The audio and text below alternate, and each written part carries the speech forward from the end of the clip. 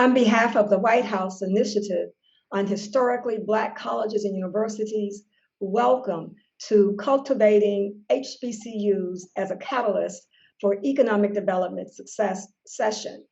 I'm Jackie Williams, along with Nikita Pearson. This session is presented by the Economic Development Cluster of the Federal HBCU Interagency Working Group, representing the U.S. Department of Housing and Urban Development, Federal Deposit Insurance Corporation, U.S. Department of Commerce, U.S. Department of Energy, U.S. Department of Agriculture, and the U.S. Department of the Treasury, as listed on the next slide.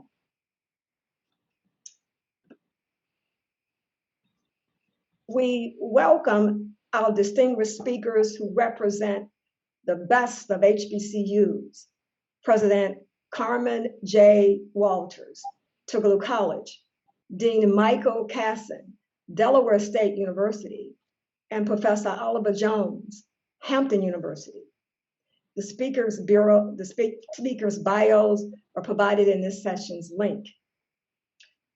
Our conversation today will provide insight on how HBCUs can work with regional economic development ecosystems to successfully serve as a means to engage community leaders, leverage the involvement of private sector, and establish a strategic blueprint for regional collaboration.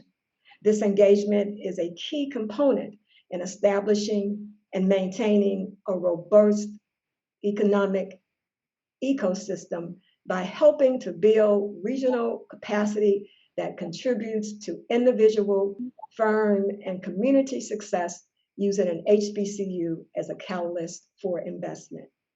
There will be an emphasis on place-based financial investments to spur economic, educational, research, and entrepreneurship, to support resources to advance inclusive and sustainable economic growth. We engage our participants in this conversation. Please send your questions in the chat. We will answer your questions at the end of the presentation. So let's engage with the conversation. Dr. Carmen Walters is the 14th president to lead Tougaloo College as a respected, passionate, and strategic thinker. So President Walters, how is Tougaloo College impacting on regional economic development in your community? Well, let me begin by saying thank you, Dr. Williams, for this wonderful opportunity to present today. If we could go to my first slide, I will talk to you a little bit about Tougaloo and our history. We are very, very proud of who we are, and many folks who are listening to us today know so much about Tougaloo. But I wanted to just share a few fast facts about Tougaloo. Of course, we were founded in 1869. We are 152 years old, former slave plantation. You can see the Bodie plantation there in the photo. We are presently renovating that building.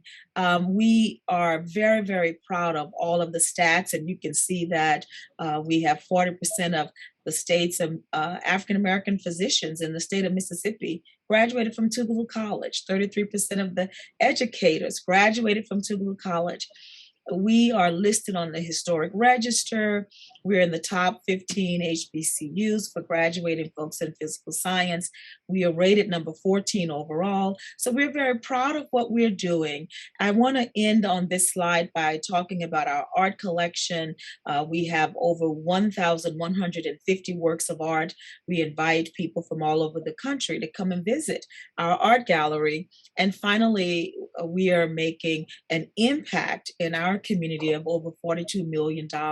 So if Tougaloo wasn't in its place, a lot would be missing. So as we go to the next slide, I want to acknowledge our theme today and just simply share. I'm going to talk about these 5 topics briefly, and then we'll be able to respond to any questions. But we'll talk about our Research and Development Foundation, the Commerce Park Connector Project, the West County Line Road expansion, the crossing, and then of course, United Church Homes as our partner. And we want to share through this presentation how important it is, Dr. Williams, to have lots of people at the table. I'm excited to be here today with Delaware State and Hampton, who are doing great things. But my tenure has only been 24 months. So we're just starting. So let's go to the next slide and I'll talk about the Research and Development Foundation. So our Research and Development Foundation is a partnership that Tougaloo has. It was started under our former president, Dr. Beverly Wade Hogan, and we are now really forging out that vision. We have 2 alums who lead this initiative for us, and the purpose of this foundation is to develop partnerships with businesses, federal government agencies, and other HBCUs. So when we're out there partnering with these federal agencies, we are looking at not only opportunities for Tougaloo, but we're looking at opportunities for other HBCUs because we are so small. If there's a research and development opportunity that Tougaloo cannot handle alone, you notice all of the universities that are there that we have partnered with in research. And in many cases, we've had to hire adjuncts and faculty members to help us do this research, which is another way to really have this economic growth pattern for our institution and for others. So I wanted to share these partners because each of these partners play a strategic role, and I will just pin my hat on Georgia Tech, the Research Institute. Today, we have partnered with the Department of Defense and Georgia Tech for our cybersecurity program. And the Department of Defense is paying for 2 PhD faculty members to teach at our institution in partnership with Georgia Tech. So this is strategic for us. We do a lot with Stillman University, Tennessee State. We have a partnership with Tennessee State with the Apple program. We have a program with IBM. Deloitte is a huge partner for us. So I wanted to share this because this foundation is a unique way to garner partnerships across the country to tackle issues that we can stamp out through research. And so as we go to the next slide, I'll share a little more. So this Commerce Park Connector project, this is going to be very strategic for Tougaloo. We are going through a process with Tougaloo College, the City of Ridgeland and the mayor, and Madison County Regional Economic Authority. We are working together with our legislators to garner dollars to open up this connector project, which will run right along the side of Tougaloo College. When we open this project, when we open this road, it's going to connect major thoroughfares so that we can invite businesses to be present in the area right on our campus and right adjacent to our campus. The area of Madison is one of the richest areas in the state of Mississippi, and our property runs right through this major thoroughfare. So as we look at the next slide, you'll be able to see clearer with what this looks like. So we'll do this slide, West County Line Road expansion. So that other slide was the back of the campus. This road is the front of the campus. And this road took several years to come to fruition. And you can see all the partners that it took for us to get this road open. Now, what did they have to do? They had to lift the railroad and create a road to get into Tougaloo College's main entrance.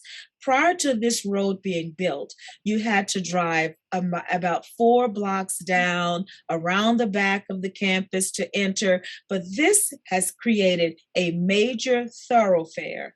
And you can see all of the partners it took to get this done. Now, one name that's not there is our Congressman Benny Thompson.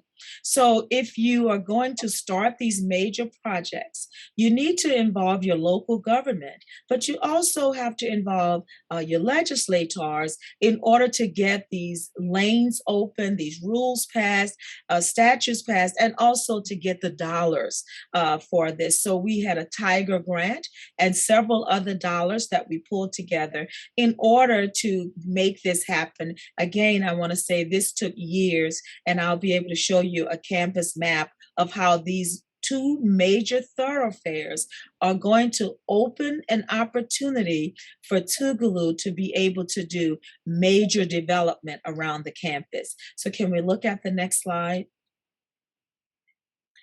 So there you have it. You see Tougaloo, the yellow square. Tougaloo is over 500 acres of land.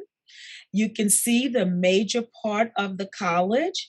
And if you look at the bottom right hand, on my side is the right hand, but where you see the West County Line Road corridor improvement, that is the improvement I just showed you. You can see it's a direct entrance off of the main highway, Interstate 55, and you're right there going into the entrance of Tougaloo. So we are going to be able to do development there because now there's major access into the campus. If you look above the word Tougaloo College, you see the Commerce Park connector, the red road. So the highway is Highway 220, it's elevated, but on the bottom you will see the red line. That is the road we are preparing to build now with many, many partners that I mentioned. And that will open up the northern part of Tougaloo's campus, which will allow us to have much more development. You see Highland Colony Parkway, Lake Harbor Extension. This is where the wealth of the state is in Mississippi, and Tougaloo's land is right there. So as we look at the next slide, I'll show you what we are planning to do. So you see, we want office space because that's what's on that side. A lot of corporations are over there. The mayor is planning on opening up a research corridor. So we want to have a research park. You can see our campus and how we're planning for future growth. And on one side, you see the campus buffer, student housing, retail.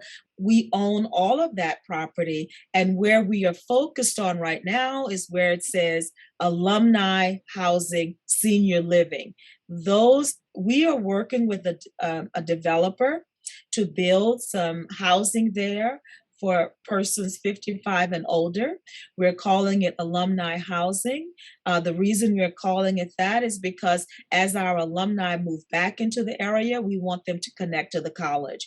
We want them to retire with us and do activities with us. And if you look on the other side where it says mixed use, that property is not owned by Tougaloo. It's owned by a private developer.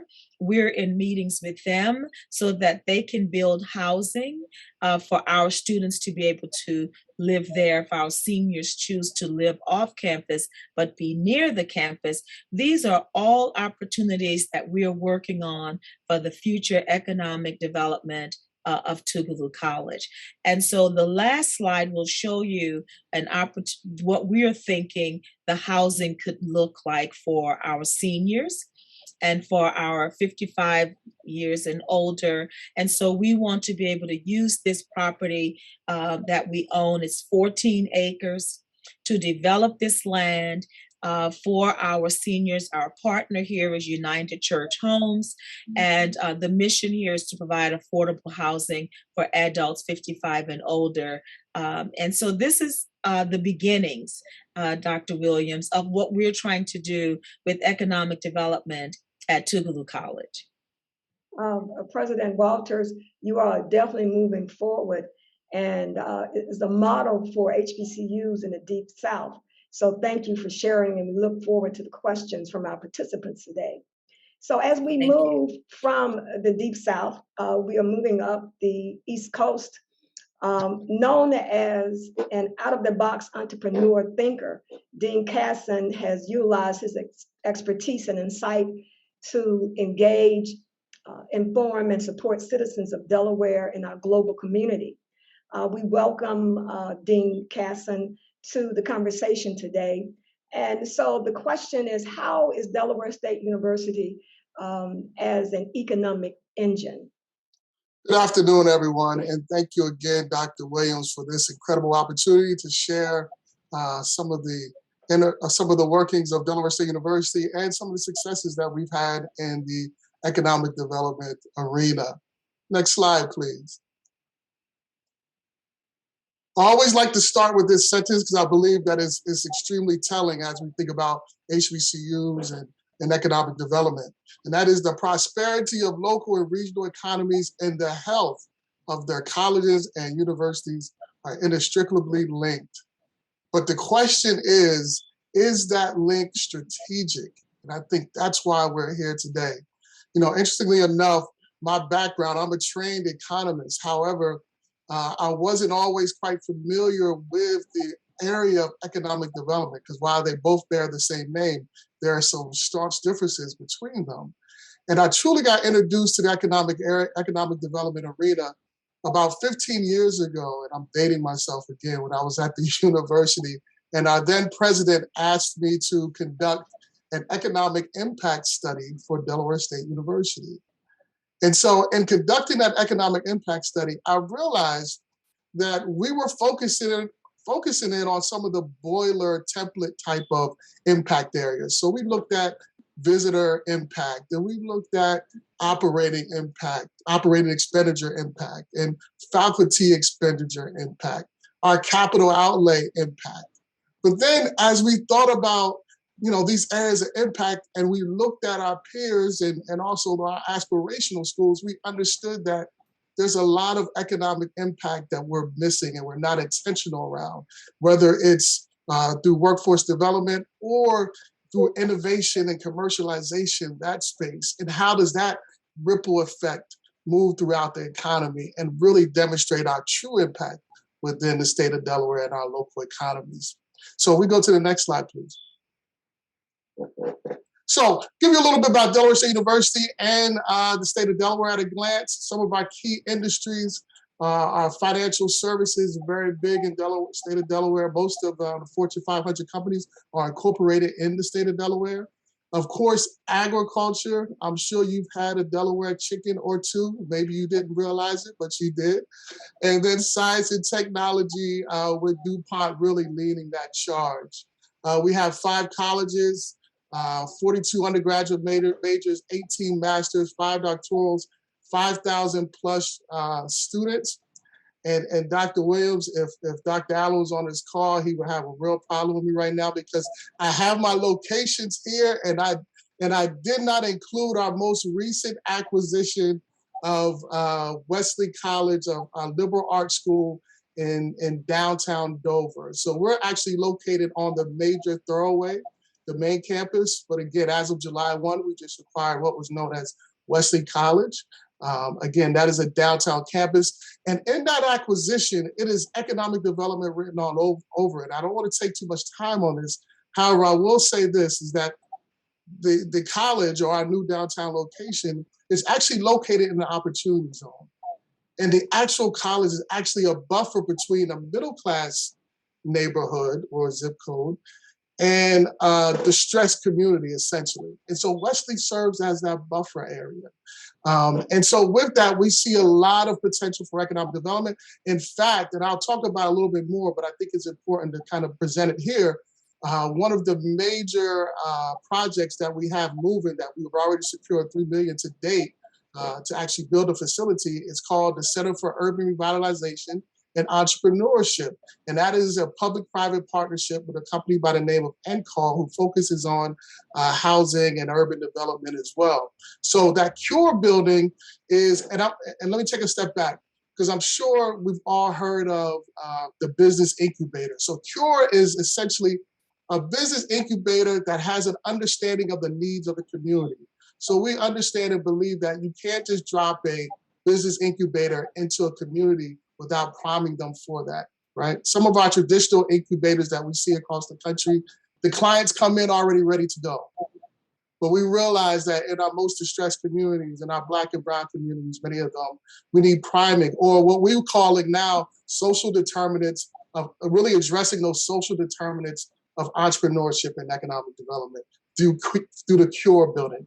Because we believe that if we address those social determinants of entrepreneurship, then we'll see that impact on the back end with our entrepreneurs that are coming through the establishment. Another great project that is on the ground right there in our new downtown location is our Community Wellbeing Ambassadors Program, which is a partnership with the state of Delaware to really bring community health or change how we look at community health by having community well-being ambassadors across the different communities. Again, those ambassadors drive health opportunities, workforce opportunities, entrepreneurial opportunities, and that will all be driven by Delaware State University.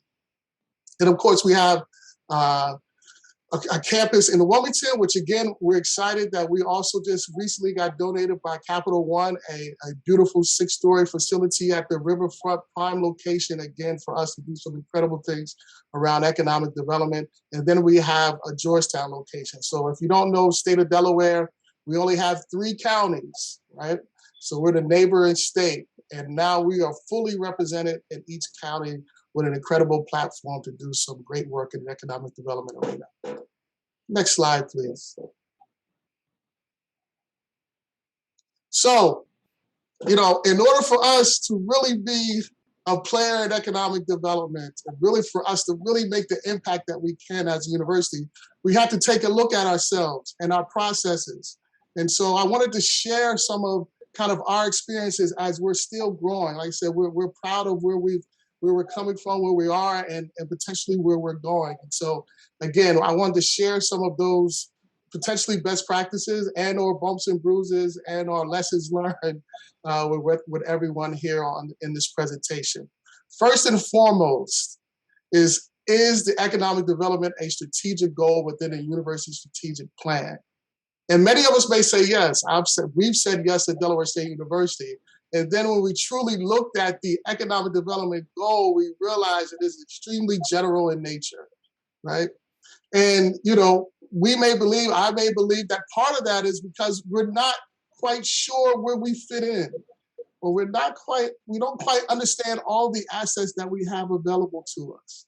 Or even more importantly, that next bullet point isn't integrated with the local SES, with the comprehensive economic development strategy that is being conducted within the local economy. More importantly, what stake do you have as a university in the SEDS and the development of the SEDS, which is extremely important. In fact, your place really should be at the lead. As we talked about, at least for Delaware State University, we understand and we believe that we have one of the largest and best brain trusts in the area. And so for us to effectively leverage that, we have to understand some of, again, the assets of our local economies and how they best align with what we're doing within the university. Now, speaking of assets, the next bullet, infrastructure to leverage and deploy university assets. Now, this was an incredible big deal for us in terms of our ability to truly, one, understand our assets, and I'll talk about that for in a minute, but also being able to deploy those assets. So first and foremost, if a private or public partner wants to, and these are all questions that we asked ourselves. If someone wants to partner with Delaware State University, where do they go? Right? That's extremely key.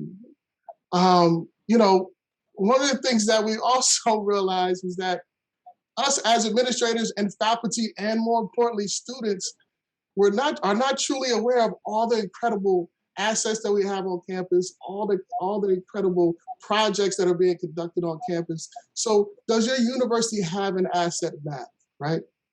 Is there somewhere you can go that, you can see all of the assets, whether it's equipment in the chemistry department, or whether it's, we opened up a new space called the Garage, which is an innovation space.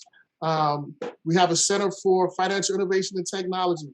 are those spaces made aware not just to the university community, but to the entire community outside of the university, right? Because they're thinking about ways to partner, and if they want to have a point of entry and to understand the menu of incredible assets and human capital that you have available, then that partnership becomes much more easier, and it comes much with a greater level of frequency as well.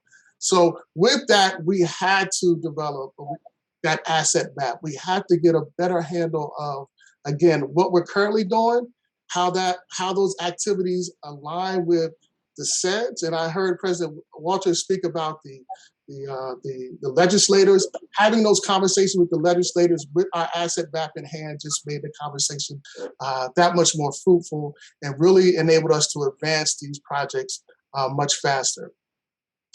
I'll combine the Office of Sponsored Programming and the Restricted Funds Accounting. Again, if we're going to play in this arena, this economic development arena, which ultimately we have to, we're there already. We have to think about, one, is our Office of Sponsored Programming, does it have the human capital necessary to keep up with the vision of the university and the mission of the president? The same as the case for our restricted funds accounting. This is the back office piece of those public-private partnership deals that have to be executed in a timely manner in order to ensure the completion of these projects. Otherwise, they don't want to do business with you anymore because you're net 90, you're net 120, you're net whatever. You're net out of here, essentially. And so we got to think about those ways in which we streamline those processes, or at least understand the needs going into these potential public-private partnerships to ensure their success on our side. Going into matching funds now, another important element for universities and their ability to really engage in the economic development arena. So when we think about matching funds, we're thinking about how do we best leverage those or garner those opportunities, whether it's from the public space and or private space, with our human capital, with the expertise of our faculty, expertise of our students. Well, we need those faculty members and our students to have the release time that's necessary to engage in these commercialization and innovation activities. For instance, just recently, approximately about a year ago, our Center for Financial Innovation and Technology within the College of Business conducted a small business portfolio impact for CDFI. So True Access Capital is a CDFI. So they had a small business loan portfolio. They wanted to see the impact of it. Well, through that, we actually had 3 of our finance professors and 2 of our finance students working on that project, which required release time for those faculty members to work on that project, as well as funds to support the students. And so again, what is your matching funds? And think about how you're going to strategically, one, garner those matching funds, and then how are they best committed specifically as it aligns to, your involvement in SEDS and understanding of what the needs are for your specific area. Measuring applied work for P&T. I'll use the College of Business as an example. Our College of Business has, and I'll brag a little bit here, we have what's called AACSB accreditation. So less than 5% of all business schools have that accreditation. So we're proud to have that. But prior to about 7 years ago, potentially, AACSB did not truly recognize applied work, right? So it was mostly just the scholarly activities. And so if you think about the importance of that as it pertains to our business faculty's engagement in economic development, it's huge for us. So now recently they've changed that criteria. They've opened up the scholarly kind of metrics in which they rate our faculty members. And so now applied work is a part of that metrics, and it's allowable, and they get points towards their recognition as a scholarly faculty member. So for us, that work that was done at True Access Capital prior to 7 years ago for AACSB could not have been counted towards their points that they need to be a certified AACSB faculty member. But now, as a result of that, and their understanding that this is extremely important for all universities, we can engage in these activities, and our faculty members be assured to get the credit they need, and our students get the opportunities as well. And speaking of students, I go into the experiential service learning. that's aligned to SEDS. Again, just another opportunity if we're at the table with the SEDS that we can bring this back to our faculty and staff and researchers and have them leverage those needs and opportunities that we see through SEDS in their respective classrooms. So there's a lot of great ways to really to move or be a vehicle for economic development throughout this section. The next section really speaks to student capacity, and this goes into the previous bullet. So, and I'll talk about the Economic Development Center on the next slide a little bit, but we actually, in 2011, we were fortunate enough to receive the University Center grant. So our University Center is actually called the University Center for Economic Development and International Trade. The acronym for that is, you said it actually, which we have a lot of fun with that acronym. People love it. So, but if you go back one more slide again, I just want to kind of hone in on that. Okay, so what we realized when we first received the funds for the University Center, of course, we had an opportunity to engage our students and have them be a part of the center, have them be a part of some of the projects. And the one thing we quickly realized is that our students, much like many of us in the community, did not truly understand what economic development was. And so in order for us to get our students to understand what economic development was, we dreamed up this institute, which is the Economic Development and Leadership Institute. And we partnered with IEDC, the International Economic Development Council. And so our students from that point, from 2014 on, which we've had over 35 students go through this institute and the training, they receive all of the training, all the professional training that IEDC provides. Our students receive that same training. In fact, 2 of our students have completed the 6 courses that IEDC offers in order to sit for the Certified Economic Development exam. And so this is huge for us because we say the mission of the EDLI is really to provide minorities and underrepresented groups with training in economic development and leadership. And when we think about the focus of U.S. Commerce, the EDA, and HUD and all the other agencies, it really looks to these distressed communities and our Black and Brown communities as well. And so what better way than to empower the youth that come out of these communities with the tools that they can actually, execute the dreams they have for their own neighborhoods. And so that's what EDLI is all about. And we're very proud of that. And they've served us well. They've worked on all of our projects. So speaking of our projects, you can go to the next slide, please.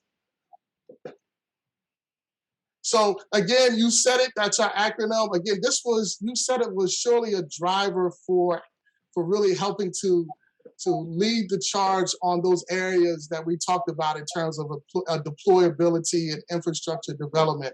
And over the past 10 years, we've garnered over $45 million, either as PI or co-PI, in a multitude of projects. The first one we spoke about, which is the Cure Center, we just recently partnered with the Department of Labor for the H-1B1 Workforce Project, in which, again, this is looking at the deficit in technology professionals within the state of Delaware and really addressing that as it pertains to Black and Brown communities, building up their skill set to actually take advantage of these job opportunities. So that was a $9 million grant that we received. We also just received the Newcastle County, which is the northern county of Delaware. We received a grant for them to actually create what we call the Small Business Recovery Lab. So this is actually a fully functioning website that is designed to create more resiliency amongst the small businesses, specifically as it relates to COVID. So it applies training, trainings on it. It has information on the actual economy of Newcastle County real time so that they can react to it. It has COVID information real time so our small business can relate to it, and also a consultant and peer-to-peer forum platform for them as well. So that's a continuous project that's going as a result of that. Virgin Islands GIS asset map, we completed the asset map approximately 5 to 6 years ago. I'm trying to date it because we completed this GIS asset map for the entire U.S. Virgin Islands. And when the hurricane hit, FEMA came on the ground and actually utilized our GIS map to help with the recovery efforts during it, right after the hurricane. Analytical support services and evaluation for sustainable system. This was a partnership with University of Rhode Island and Panelists University in Ghana. in which we actually supported economic development efforts for 22 Western African countries. We were focusing in on trade because you said it was one of the co-PIs, as well as our colleagues from the department, from my College of Agriculture at the time. Another one we're very excited about is the NSFI Core Learning Hub that we're now a part of. Again, advancing, and I know at many of our universities across the nation, we have a sweet spot for workforce development, but I think we have an incredible opportunity in the innovation commercialization space. And so being able to create and be a part of a entrepreneurial and innovative ecosystem is extremely important as we look to advance our Black and Brown students into these spaces. And so this has given us the opportunity. This is a $15 million grant shared amongst the 8 universities. So, and Delaware State University is the lead to advance this among minority institutions. So Hampton, Tougaloo, we will be in touch regarding that. We've conducted African American small business and workforce inclusion study. And again, in all these studies, our students from EDLI play a key role in those. We conducted a City of Wilmington Workforce Development Strategic Plan for them. Over the past 10 years, we probably have conducted about 35 different studies across the state and globally as well. And again, we've been able just to leverage just the incredible talent throughout our university, not just the business school, the College of Ag and Science and Health and Humanities. So it's been incredible. Again, we are still learning. A lot of those areas that we talked about, we're still growing in, but we're growing in an incredible direction. And it's been exciting to really engage the economic development arena. I believe that's my last slide. Thank you, Dr. Williams. Thank you, Dean Casson. And so as we continue the conversation, I see the chats and the questions that are coming in. We're going to move and we're going to stay here on the East Coast and welcome Professor Jones, who is a senior economic professor and former department chair at Hampton University. He brings with him today his class. And so we not only welcome Professor Jones, but we welcome the students there at Hampton University. The question for you is, how is Hampton University integrated in the economic development ecosystem? Thank you, Dr. Williams, and hello, everybody, and hello from my class. When I was approached by Dr. Williams to participate in this wonderful event, I immediately asked permission. Why not? Have what it's all about, right? The students that are here, right? So you've heard from the great president. You've heard from the dean of the university. Now you hear from this guy, right? Next slide, please. Right. So who is this guy? Right. Next slide. All right. So yeah, that handsome guy that you see on the screen there. All right. I want to first of all share where we are, Hampton University, right? If you look on your top, if you're facing your screen, that's your top left, right? You see like the East Coast of the United States, right? And dead center in there, you see that Hampton Roads, Virginia, right? And then if you look further down, you see Hampton with that little star. There's a little shift in the slide, probably because of formatting, but I wanted to kind of bring back that this is the place, right? 400 years ago, where you had that first landing, right? And so we are on hallowed ground as far as the African American experience is concerned, right? This is also the place that I'm going to share. Oh, by the way, I wanted to also, if you can see closely on that map, that first landing, that ship that came from Angola. I don't know if you can realize, you see it, but the first stop that was made was in Jamaica, right? And hence, this guy is from Jamaica, and that's the connection, right? The family first get split up in Jamaica. Then subsequently, there was a stop in Veracruz, Mexico, and then up to Point Comfort, which is here, right?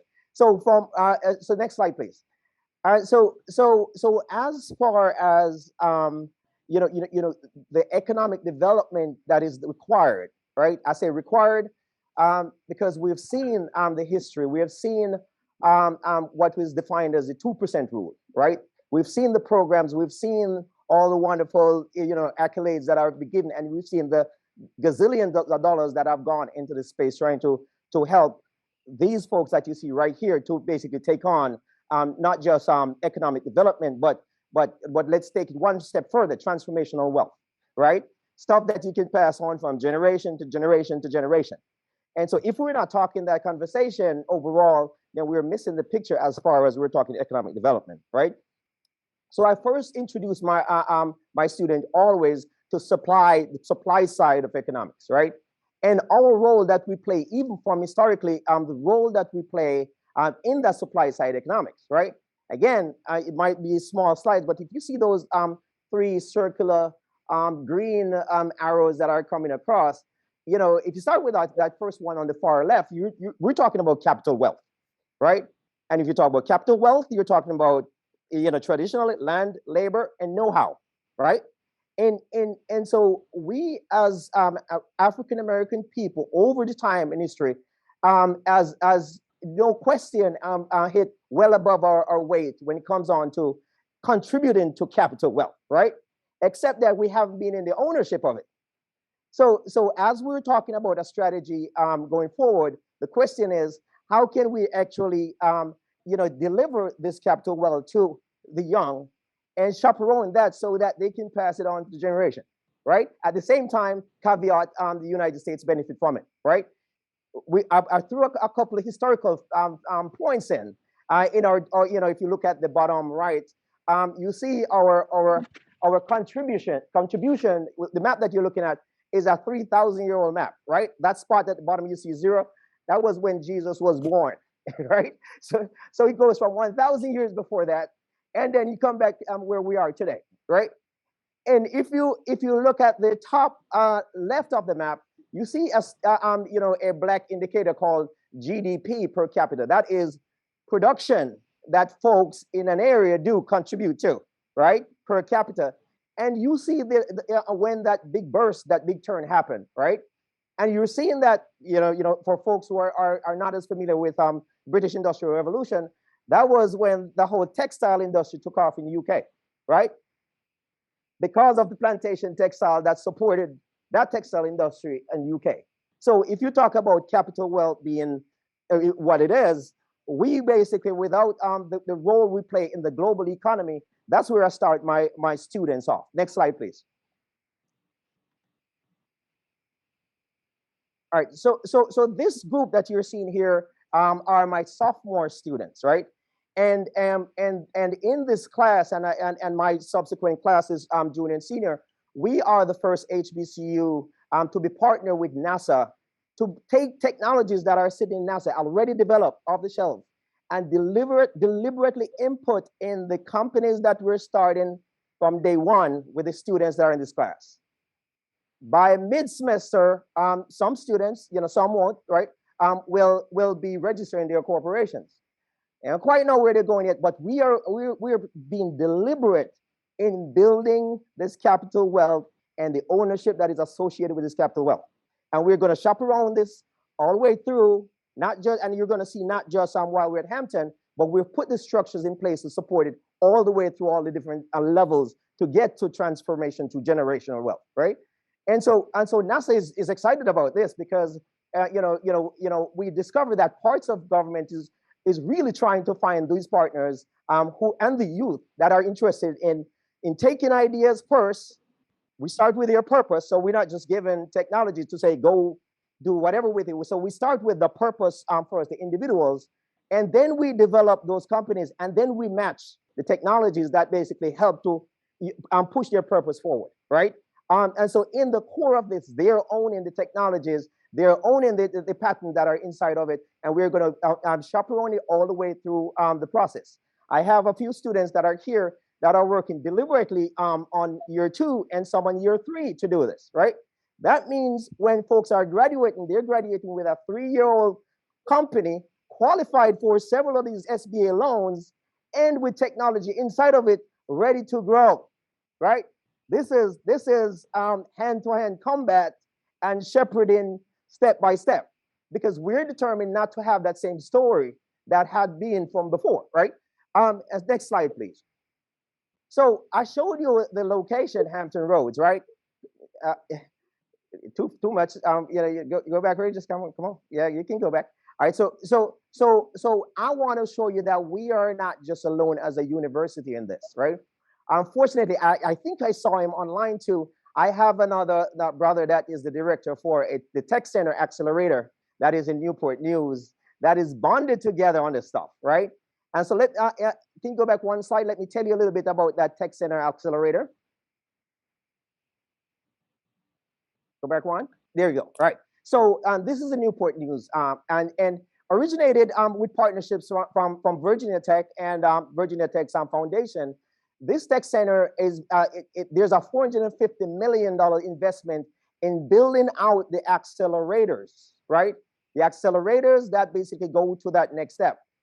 The accelerators that are waiting on these young people and their companies to accelerate. So even after you graduate from Hampton University, we're not leaving the whole picture. We are going over to that next step. Could you go one slide over, please? There you go. All right. So in this is and some of my esteemed colleagues are showing some of the plans that are in place in Mississippi. We actually have the physical start of this. The first $50 million building is being up and populated in Newport News. But also, I want to share with you that strategically, we basically are positioned next to one of the largest DOE labs, research labs, right? With supercomputer. And so we now are into the position to actually build into large scale computing for research, so that not only Hampton is going to be accessing this kind of research now from high performance computing, but we are also strategically building it out to access to throughout HBCUs, starting with what we call the 11 R2 universities and subsequently the 102 universities. It's a huge area of research, lots of money, no access because we currently don't have the capabilities. When I report next year, that should be an update that I give to the HBCU family, that now we actually can do those research that require high performance computing, right? Next slide, please. All right, so as you see, this is an integrated ecosystem. This is a 6-stage process in which we are developing, not just the 3 years at Hampton. We talk about the acceleration program, but we go all the way to commercialization to the last part, which we call capitalization. That's when you make enough money that you can own money. That's the only time we start to talk about wealth. So first, if you see the full line, we start with ideation. We basically are going into translational research.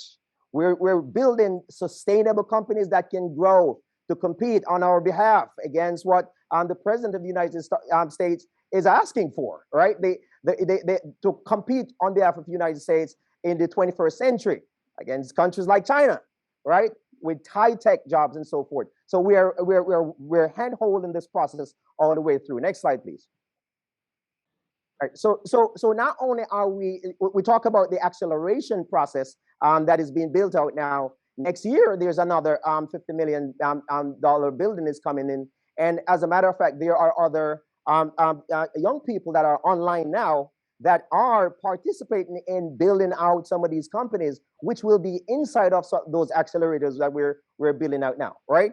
I would like to think that this is part of our contribution to why now, according to CNBC, as of last month, Virginia is the #1 state in the union to do business with, right? #1 in the state, right? So next slide, please. We don't just stop at acceleration. We don't just stop at putting the structures together to facilitate getting those companies out to global market, but we basically are focused also on not just the recapitalization, but the initial capitalization, and ultimately these young people, hopefully in a few years, you'll see the cycle where their capital now is being reinvested into other companies that are coming up. Where I'm glad to be here in a couple of years, talk about that part of the investment. So we're creating a cycle, right? It is a structure that we've defined as the island of stability, right? Next slide, please. And this is like my landing slide, y'all. If you click one more time, there you are. We are boldly predicting that we basically are developing the Silicon Valley of the East Coast. And with this stable system, with the partnership between the Tech Center, the access to NASA technologies, the access to Department of Energy, high performance computing, the capability of the HBCUs that are going to be participating in this for translational research, and then the techs that are the tech support that is available to us through the not only the tech T2U NASA program, but also the T2X NASA program.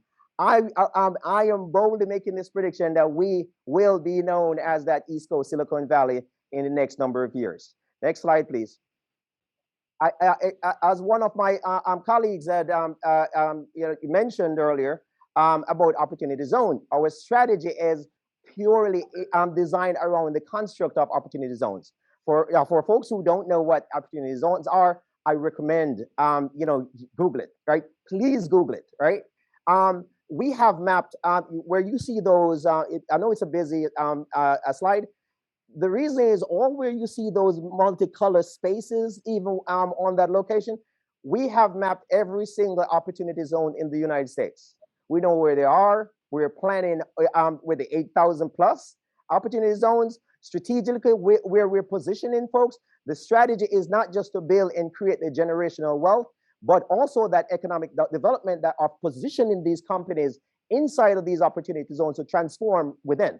So now we get back to the economic development, but economic development that also is associated with transformational wealth. And so next slide, please. All right. So you say, Dr. Jones, that's great for what you guys are doing on the East Coast. It's incredible, right? The next Silicon Valley, right? The strategy, remember, folks, we basically are securing high performance computing processing. Again, recommend the research to see the capabilities that go with that. Another recommendation, assignment again, do a research on the fourth industrial revolution. Write that down, and do a research on that, and you kind of see where we're going, right? Ladies and gentlemen, these are the principles of the fourth industrial revolution. This is not about me. This is about the principles of the industrial revolution, right? Online, you have some of the other folks who are also participating from all these different states this summer that flew in. We have 28 companies now that are now transitioning NASA technology in big industries that will be positioned into the locations of which we're talking about. They're currently working from all these various locations, right? And we're following them out with the capacity to build that capacity that the research and what we're doing here can be felt in the HBCUs across the country. We have some of the strategic MSIs that are in locations where there's not a concentration of HBCUs and a few strategic tribal universities that are associated with that, right? I see, my partner there, Jeff is excited about doing this. And so he's just recognized a while ago. Next slide, please. There. So now you are seeing the picture. It's a small grain, but these are the HBCUs that are mapped across the entire country. This is our strategy. You see those multicolors that are throughout those little dots? Those are opportunity zones where minority primarily live. We know that. We have the tech, we have the capital, we have the know-how. We're going after the land. We have the labor, we have the capacity to do this, right? So now the goal is to put all this together and deliver once and for all a generational wealth that is sustainable. So that when we are talking about the next 150 years, right, we're not having the same conversation about 2%. We should be at least on par with 14%, 14.5%, probably higher because we're focused on this stuff, right? Next slide, please. So ladies and gentlemen, I want you to look at these spaces. These are what we call cohort number 1. We spent quite some time this summer specifically and deliberately working with these startup companies. And you're going to hear the stories about these companies next year in the places in which we're talking about next year. So we're going to hear about these students that are in this class that are furthering their opportunity for next year, and you're going to see different faces the following year, and the following year, and then the following year. And we're not stopping until we basically get this thing done.